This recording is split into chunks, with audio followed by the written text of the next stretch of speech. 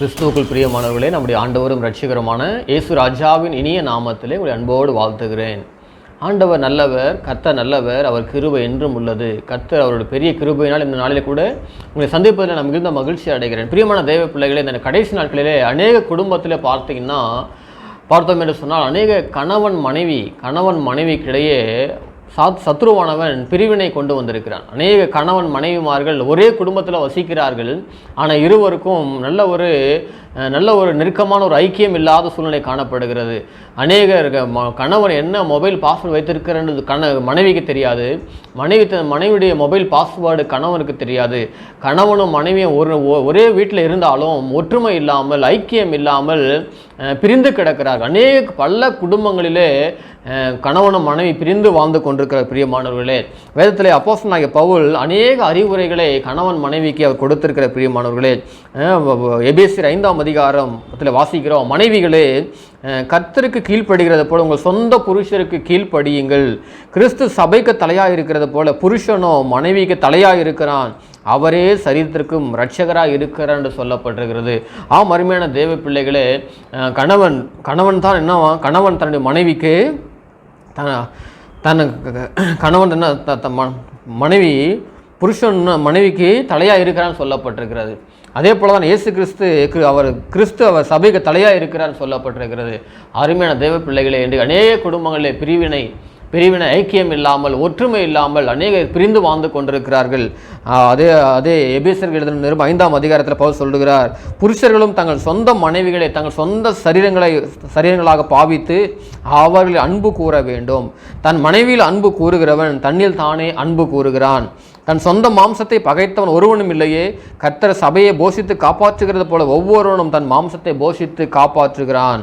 நாம் அவருடைய சரீரத்தில் அவயங்களாயும் அவருடைய மாம்சத்திற்கும் அவருடைய எலும்புகளுக்கும் உரியவர்களாக இருக்கிறோம் என்று சொல்லி பவுல் குறிப்பிடுவதை பார்க்கிறோம். அருமையான தேவ பிள்ளைகளே, ஆகவே என்ன செய்ய வேண்டும், கணவனும் மனைவியும் ஒருவருக்கு ஒருவர் அன்பாக, ஐக்கியமாக, விட்டு கொடுக்கிற மனப்பான்மையோடு, எந்த பிரச்சனை வந்தாலும் போராட்டம் வந்தாலும் விட்டு கொடுத்து அனுசரித்து குடும்பத்திலே ஒற்றுமையாக தவறாமல் குடும்பமாய் ஜெபிக்க வேண்டும். பிரியமான அநேக குடும்பங்களிலே கணவன் மனைவியாக இணைந்து ஜெபிப்பது கிடையாது. கணவன் ஒரு புறம் பேசிக் கொண்டிருப்பார், மனைவி ஒரு புறம் பதில் சொல்லி கொண்டிருப்பார். தன் நேருக்கு நேராக முகத்தை கூட பார்த்து பேச முடியாத ஒரு சூழ்நிலையிலே கணவனும் மனைவி வாழ்ந்து கொண்டிருக்கிறார். பிரியமானவர்களே, அதுதான் அப்போஸ்தலன் பவுல் கொலோசியருக்கு நிருபத்தில் சொல்லுகிறார், புருஷர்களே உங்கள் மனைவியில் அன்பு கூறுங்கள், அவர்கள் மேல் கசந்து கொள்ளாதிருங்கள். இன்றைக்கு பார்த்தீங்கன்னா அநேக குடும்பங்களிலே பல சண்டைகள், பல குழப்பங்கள், அடிதடிகள், தன்னுடைய மனைவியை அடிக்கிற அநேக கணவன்மார் உண்டு. கணவனுக்கு நல்ல உபசரிக்காத அநேக மனைவிமார் உண்டு. கணவன் மீது அக்கறை கொள்ளாத மனைவிமார்கள், மனைவி நேசிக்காத அநேக கணவர்களை நாம் பார்க்கிறோம். பிரியமானவர்களே, ஆனால் பவுல் சொல்லுகிறார், மனைவிகளே கர்த்தருக்கு ஏற்றபடி உங்கள் புருஷருக்கு கீழ்ப்படியுங்கள் என்று சொல்லி அப்போஸ்தலனாகிய பவுல் ஆலோசனை கொடுப்பதை நாம் வேதத்தில் பார்க்கிறோம். பிரியமானவர்களே, கணவன் மனைவிக்கு இடையே இருக்கிற எல்லா பிரிவினைகள், சத்ருவானன் கொண்டு வருகிற பிரிவினைகள், பிரச்சனைகள், ஈகோ ப்ராப்ளம், பணத்தினால் வருகிற பிரச்சனைகள், ஜெபம் செய்யாமல் ஜெபிக்காமல் சமாதானம் இல்லாத ஒரு சூழ்நிலையிலே அநேக குடும்பங்கள் பிரிந்து கிடக்கிறது. பிரியமானவர்களே, இப்படிப்பட்ட பிரிவினைகள், சண்டைகள், குழப்பங்கள் எல்லாம் நீங்கி எல்லா குடும்பத்திலே சமாதானத்தை, ஒற்றுமையை, ஒருமனதையும், ஐக்கியத்தை அநேக குடும்பத்தில் கணவன் மனைவி கிடையே கர்த்தர் தரும்படியாக நாம் ஜெபிக்கலாம். பிரியமானவர்களே, இந்த கடைசி நாட்களிலே பிசாசானவனுக்கு வேலையே அவனுடைய பிரதான குறிக்கோளே கணவன் மனைவி பிரிப்பது தான். பிரியமான எத்தனையோ குடும்பங்கள், குறிப்பாக கிறிஸ்துவ குடும்பங்கள் அதிகமாக பிரிவினை உண்டாகுது, அதிகமாக டைவர்ஸ் இந்த கிறிஸ்துவ குடும்பங்களில் உண்டாகிறது. அருமையானவர்களே, ஆக கணவனுக்கு மனைவி கிட்ட நல்ல ஒற்றுமை, ஒருமனதையும், சமாதான ஐக்கியத்தை தேவன் தரும்படியாக ஜெபம் பண்ணலாம். இருவரும் வெவ்வேறு மாம்சமானவர்கள் அல்ல, அவர் இருவரும் வெவ்வேறு விதமான சரீரத்தில் இருந்தாலும் இருவரும் ஒன்றாக இருக்கிறார் என்று சொல்லி பவுல் சொல்லுகிறார். ஆக அருமையான தேவ பிள்ளைகளை, குடும்பத்தில் தேவன் சமாதானத்தை தரும்படியாக, ஒற்றுமையை தரும்படியாக ஜெபம். நீங்கள் கூட குடும்பத்தில் சமாதானம் இல்லாமல் இருக்கிறீங்களா?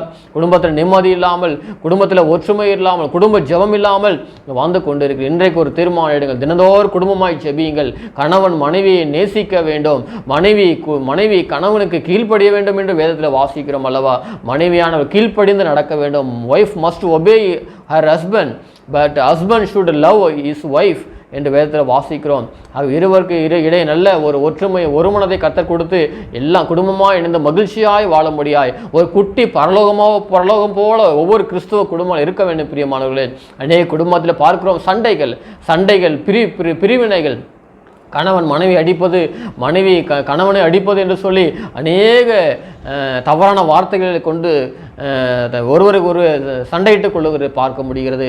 இவெல்லாம் மாறும்படியாக ஜெபம் பண்ணலாம். பிரியமானவர்களே, உங்கள் குடும்பத்தில் சமாதானம் இல்லாமல் இருக்கிறீர்களா? ஒற்றுமை இல்லாமல் இருக்கிறீர்களா? ஐக்கியம் இல்லாமல் இருக்கிறீர்களா? குடும்பத்தில் ஜெபத்தை செய்கிறீர்களா? குடும்பமாக இணைந்து வேதத்தை வாசிக்கிறீர்களா? ஆராய்ந்து பாருங்கள். உங்கள் குடும்பம் குட்டி பரலோகமாக போல இருக்க வேண்டும். குடும்பத்தை ஒற்றுமையான இணைந்திருக்கும் போது பிசாசு உங்களை தொடவே முடியாது. கர்த்தர் உயர்த்தி கொண்டே இருப்பார். நீங்கள் செய்கிற வேலையில் ப்ரமோஷன் மேலே ப்ரமோஷன் கொடுப்பார். நீங்கள் செய்கிறதான வேலையில் பிளஸ்ஸிங் மேலே பிளஸ்ஸிங் கொடுப்பார். உங்கள் வீடு முழுவதும் அவருடைய கிருபை பிரசந்த கர்த்தர் நிரப்பி ரத்த கோட்டைக்குள்ளாக மூடி மறைத்துக் கொள்வார். தூதரை கொண்டு உங்களை கர்த்தர் பாதுகாத்துக் கொள்வார். உங்களை வேலி எடுத்து குடும்பத்தை பாதுகாத்து கர்த்தர் உயர்த்தி கொண்டே இருப்பார். பிரியமானவர்களே, ஆகவே குடும்பத்தில் எல்லா சமாதான தேவன் தரும்படியாக, எல்லா குடும்ப பிரச்சனை கர்த்தர் மாற்றும்படியாக நாம் ஜெபம் பண்ண போகிறோம். நீங்கள் கூட குடும்ப பிரச்சனை போய் கொண்டிருக்கிறீர்களா? எங்களோடு தொடர்பு கொள்ளுங்கள். உங்களுக்காக நான் ஜெபிக்க ஆவலோடு காத்து கொண்டிருக்கிறோம். we are ready to pray for whatever your family problem, personal problem. we are ready to pray for you. kindly contact us. kindly contact God's family ministry. நாங்கள் உங்களுக்காக ஜெபிக்க ஆவலோடு காத்து கொண்டிருக்கிறோம். இந்த வேளைக்கு நாங்கள் ஜெபம் பண்ணலாம். கர்த்தர் உங்கள் குடும்பத்தில் கணவன் மனைவிக்கு எல்லாம் ஒற்றுமை ஒரு மனதை கொடுத்து அவர்கள் ஆண்டவரோடு இணைந்து முப்பூரினுள்ளாய் வாழ வேண்டும். கணவன் மனைவி இயேசு கிறிஸ்து இணைந்து முப்பூரினுள்ளாய் சமாதானமாய் ஜெயமாய் வாழ கர்த்தர் கிருபை செய்வாராக. கண்களை மூடி ஜெபம் செய்வோம். மகா பரிசுத்தமுள்ள நல்ல ஆண்டவர், இந்த ஜெபத்தில் பங்கு பெறுகிற பிள்ளைகள் யாராக இருந்தாலும் ஒவ்வொரு வீட்டிலையும் ஒரு சமாதானம் பிரச்சனை இறங்கட்டும். கணவன் மனைவிக்கு இருக்கிற எல்லா மிஸ் அண்டர்ஸ்டாண்டிங் எடுத்து போடுங்கப்பா. ஈகோ ப்ராப்ளத்தை எடுத்து போடுங்கப்பா. நான் பெரிய ஆள், நான் நிறைய படிச்சிருக்கேன், நிறைய சேலரி வாங்குறேன் என்று சொல்லி ஆண்டவரே ஏசப்பா நான் எனக்கு இது தெரியும் அது தெரியும் என்று சொல்லி ஒருவருக்கு ஒரு ஈகோவாக இல்லாமல் ஆண்டவரே ஒருவருக்கு ஒரு அனுசரித்து விட்டு கொடுத்து அப்போ நெருக்கமாய் ஒற்றுமையாய் வாழ, உமக்கு பிரியமாய் சாட்சியாய் வாழ வளர கிருபை செய்யுங்க ஆண்டவரே. இன்னைக்கு அநேக குடும்பத்தில் சமாதானம் இல்லாமல் சண்டையிட்டு கொடுக்கிறார் ஆண்டவரே. அநேக போராட்டங்கள் அடிதடி ஆண்டவர், கணவன் மனைவி அடிப்பதும் மனைவி கணவன் அடிப்பதும் கீழ்ப்படியாமல் இருப்பதும் அநேக பிரச்சனைகள் போராட்டத்தை பார்க்கிறோம். எல்லாம் இயேசுவின் நாமத்திலே மாறுவதாக.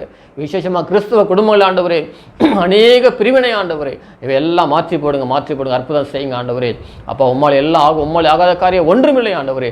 எல்லாவற்றையும் செய்ய வல்லமையுடைய தேவன். அப்போ எல்லா கிறிஸ்துவ குடும்பங்களையும் ஆண்டவரே, கணவன் மனைவி ஒற்றுமையை தாரும், சமாதானத்தை சீர்குலைக்கிற எல்லா சத்துருவின் கிரியைகள் எல்லாம் இயேசுவின் நாம நரக தூக்கி எறிகிறேன் ஆண்டவரே. எல்லா பிசாசின் கிரியை செயல்படாமலே போவதாக இயேசுவின் நாமத்திலே.